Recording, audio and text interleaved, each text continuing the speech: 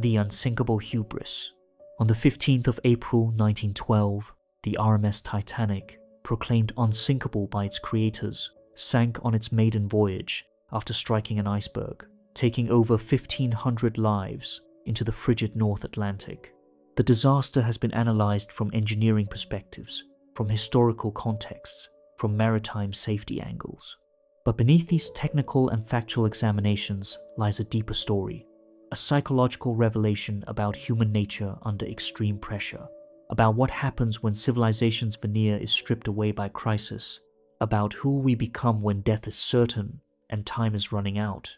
The Titanic disaster was not simply a maritime accident, but was a laboratory of human psychology, a natural experiment that revealed truths about class, about heroism and cowardice, about how social norms hold or collapse under pressure, about how humans face mortality when it arrives suddenly and undeniably. What happened in those 2 hours and 40 minutes between the collision and the sinking tells us more about human nature than years of peaceful observation could reveal. The hidden psychological truths are not comfortable. They reveal that class determines survival more than individual virtue, that heroism is rare and unevenly distributed, that social norms can hold even unto death, or can collapse entirely depending on unpredictable factors, that some face death with dignity while others descend into panic and selfishness, that survival often depends less on deserving to live than on accident of position and privilege. Understanding what the Titanic revealed requires looking past the romantic narratives, past the simplified stories of heroism, to see what actually happened psychologically when 1,500 people faced their deaths. Class and survival, the psychology of privilege. The survival statistics from the Titanic tell a brutal truth about class and privilege. 62% of first-class passengers survived, 41% of second-class passengers survived, 25% of third-class passengers survived. This was not random distribution. This was systematic advantage translating directly into life and death. Was social hierarchy maintained even in the final moments? Was privilege operating with deadly efficiency even as the ship went down? The reasons were partly structural. First-class passengers were housed on upper decks, closer to lifeboats, with direct access to boat deck. Third-class passengers were housed deep in the ship behind locked gates designed to maintain class segregation, separated from lifeboats by corridors they did not know and barriers they could not easily pass. When crisis came, proximity to escape routes determined survival more than individual virtue or deserving to live. But the psychology ran deeper than physical location.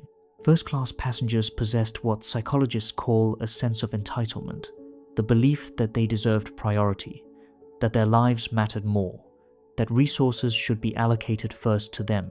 This was not conscious cruelty, but was internalized assumption built from lifetime of privilege, from world that had always put them first, from social structures that had always protected their interests above others. This entitlement translated into action. First-class passengers moved toward lifeboats with confidence, with expectation that they would be accommodated, with social capital that made crew members defer to them. Third-class passengers, conditioned by lifetime of subordination, often waited for permission, hesitated to push past barriers, accepted authority even when that authority was leading them toward death. The same psychology that governed peacetime continued operating in crisis. Those accustomed to command commanded, those accustomed to obey obeyed. The crew reinforced this hierarchy, sometimes explicitly holding back third-class passengers to ensure first-class passengers were loaded first, sometimes through unconscious bias that made them more responsive to demands from those who spoke with authority, who dressed well, who carried themselves with confidence that came from privilege. The social structure that governed ordinary life continued governing even as the ship sank, even as equality before death should have rendered class distinctions meaningless. What the survival statistics reveal is uncomfortable truth. Privilege protects, even unto death. Social hierarchy does not dissolve in crisis, but often intensifies, becomes more rather than less important when resources are scarce and stakes are ultimate. Heroism and cowardice, what crisis reveals. The Titanic revealed both the heights of human nobility and the depths of human selfishness, often within the same individuals, often within moments of each other. Crisis does not create character but reveals it, strips away the social performance we maintain in ordinary circumstances, exposes who we actually are when survival instinct conflicts with moral principles, when staying alive means abandoning others to die. The stories of heroism are well documented. The engineers who stayed below deck, keeping the lights and pumps running, ensuring others had time to escape, all perishing in the effort.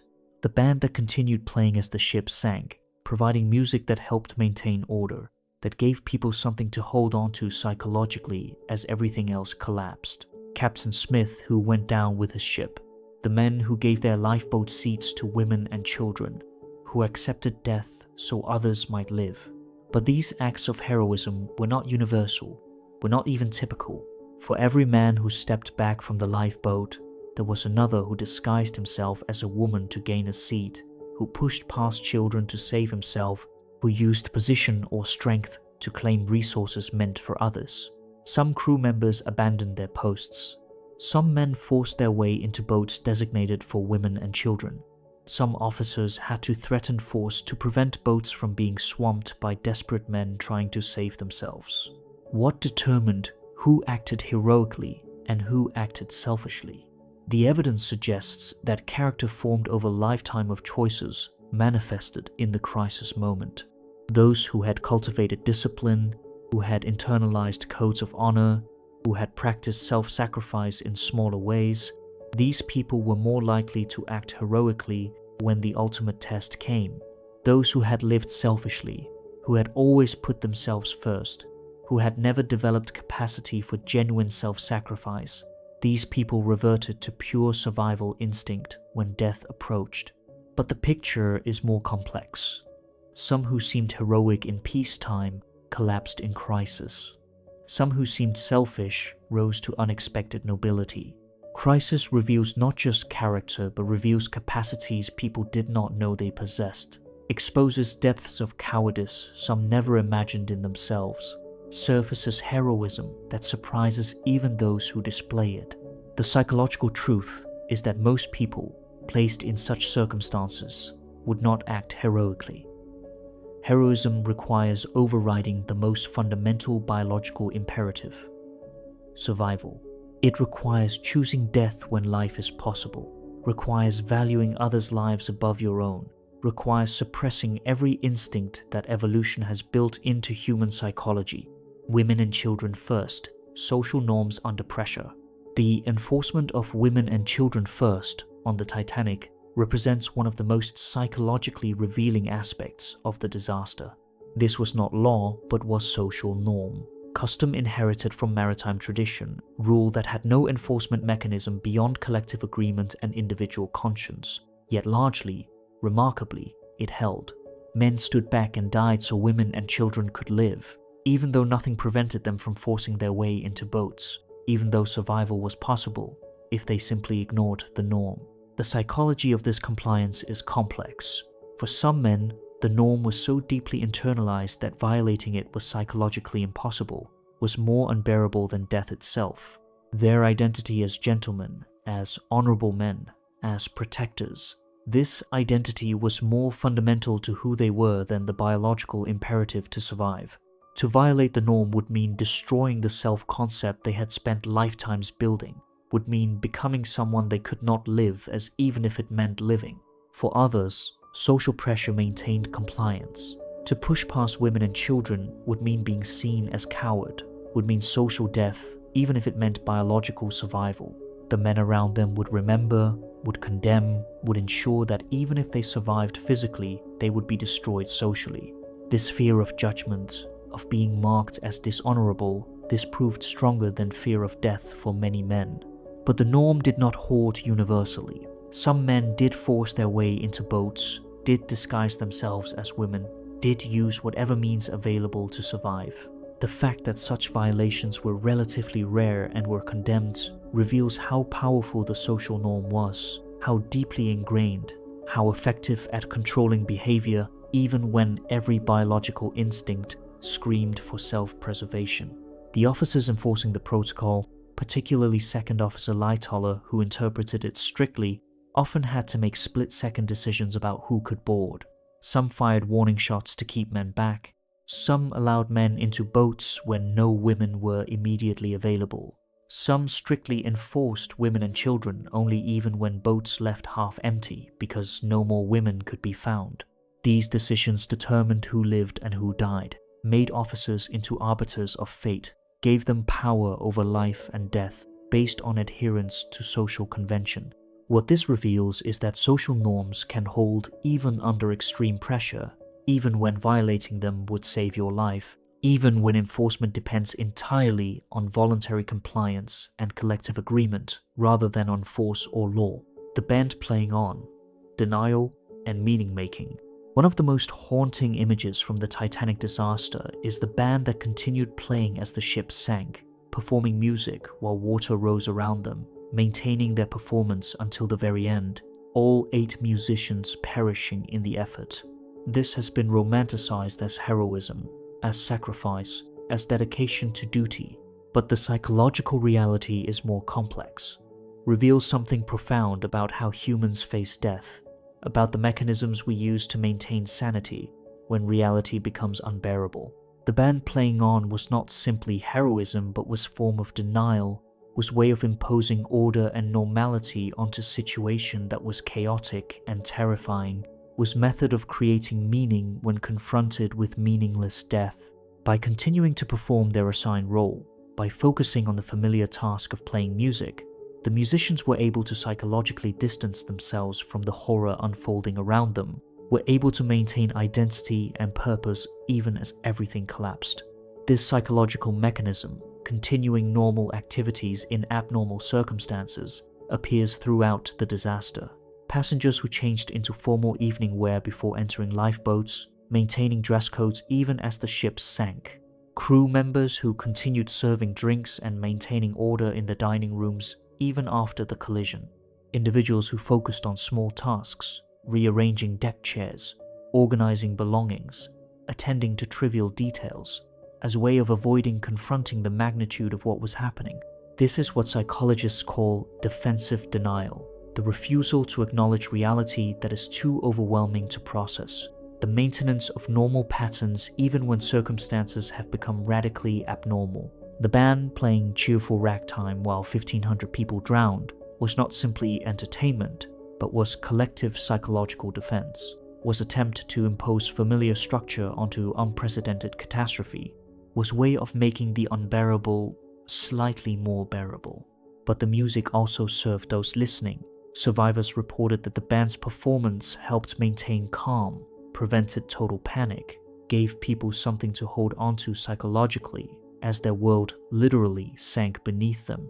The familiar melodies, the structure of the performance, the normality it represented, these provided psychological anchor when everything else had become unmoored, helped people maintain composure and dignity even as they faced death. The psychological truth is that humans cannot face raw reality without mediation, without frameworks that make it comprehensible, without activities that provide meaning and structure. The band played on not because they were indifferent to their deaths, but because playing was how they maintained psychological coherence, was how they created meaning in meaninglessness, was how they remained human rather than descending into animal panic as death approached. The psychology of those who survived. Survival did not mean escape. Those who lived through the Titanic disaster carried psychological wounds that many never healed, experienced what we now call survivor's guilt, lived with the knowledge that they were alive because others died, that their seat in a lifeboat meant someone else's death in freezing water. The trauma was not simply from witnessing horror, but from the moral complexity of survival itself, from questions that had no good answers about why they deserved to live when others deserved it equally or more. Many survivors reported lifelong nightmares, recurring dreams of drowning, of hearing the screams of 1,500 people dying in the water, screams that survivors in lifeboats heard for hours, screams that eventually faded into silence as hypothermia killed those who could not reach boats. Some survivors refused to ever discuss the disaster, built walls of silence around the memory, could not or would not process what they had experienced. Others became obsessed with telling their story, needed to testify, needed to make sense of senseless tragedy by creating narrative that gave it meaning. The guilt manifested differently across survivors. Some men who survived felt they should have died, felt their survival violated the code of honor they had internalized, experienced their continued existence as moral failure even though they had often entered lifeboats legitimately, often had been ordered into boats by officers who needed crew members to row. But the social condemnation of men who survived while women and children died created psychological burden that many carried for decades, drove some to depression or alcoholism or suicide. Women and children survivors faced different guilt. They had survived according to the code, had been prioritized appropriately, should have felt their survival was legitimate. But many could not escape the knowledge that they lived because men died, that husbands and fathers and brothers had stepped back so they could live, that their lives were purchased with others' deaths. This created debt that could never be repaid, obligation to live lives worthy of the sacrifice made for them, pressure to justify their survival through how they subsequently lived. The psychological research on trauma suggests that survivors of disasters, where survival depended partly on luck and partly on social position, face particularly difficult recovery. Unlike survivors of natural disasters where death seems random, Titanic survivors knew that social hierarchies determined who lived, knew that if they had been in different class or different location or different gender, they likely would have died. This knowledge that survival was not deserved, but was accident of circumstance, created existential burden that many struggled with for the remainder of their lives. What the Titanic reveals about human nature. The Titanic disaster, stripped of romantic narratives and simplified heroism, reveals uncomfortable truths about human nature that remain relevant more than a century later. It reveals that social hierarchies persist even unto death, that privilege protects even when mortality should equalize, that the structures that govern ordinary life continue governing even in extraordinary crisis. Class determined survival more than virtue, position mattered more than character, proximity to power meant proximity to lifeboats. It reveals that heroism exists but is rare, that most people when facing death revert to self-preservation, that the capacity to sacrifice yourself for others requires character built over a lifetime of smaller sacrifices, cannot be summoned suddenly when crisis comes. The men who stepped back from lifeboats were exceptional, were displaying qualities that most humans do not possess, were overriding biological imperatives through force of will and internalized values that proved stronger than survival instinct. It reveals that social norms can hold under extreme pressure, but their enforcement depends on collective agreement that can collapse unpredictably. Women and children first largely held because most men internalized it deeply enough that violating it was psychologically impossible, because social pressure maintained compliance even when survival was at stake. But the norm was fragile, depended on conditions that could have easily been different, could have collapsed entirely if panic had spread, or if authority had failed to maintain order. It reveals that humans facing death employ psychological defenses, denial and meaning-making, and focus on familiar tasks that allow them to maintain sanity when confronted with unbearable reality. The band playing on, the passengers maintaining formal dress codes, the crew continuing routine tasks. These were not stupidity, but were psychological necessity, were ways of creating structure and meaning when everything had become chaos and meaninglessness. It reveals that survival creates its own trauma, that those who lived carried guilt and questions that many never resolved, that escaping physical death does not mean escaping psychological death, that the knowledge of why you survived when others died can haunt you for a lifetime. The Titanic survivors were not simply lucky, but were burdened, carried weight of others' deaths, lived with moral complexity that had no resolution.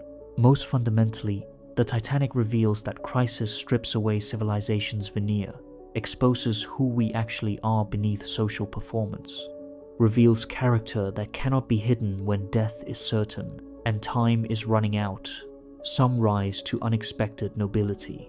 Some collapse into selfishness. Most fall somewhere between, displaying both heroism and cowardice, both self-sacrifice and self-preservation, both dignity and desperation. The disaster was laboratory that revealed human nature under conditions that peaceful observation could never create, showed what happens when everything ordinary is stripped away and only the essential remains. The will to live, the capacity for sacrifice, the power of social norms, the persistence of hierarchy, the psychology of those facing death.